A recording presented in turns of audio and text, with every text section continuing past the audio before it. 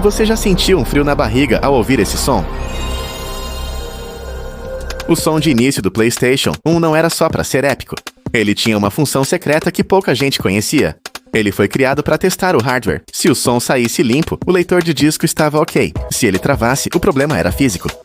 O designer Takafumi Fujisawa queria que o som passasse a sensação de que algo grandioso ia começar. E ele conseguiu.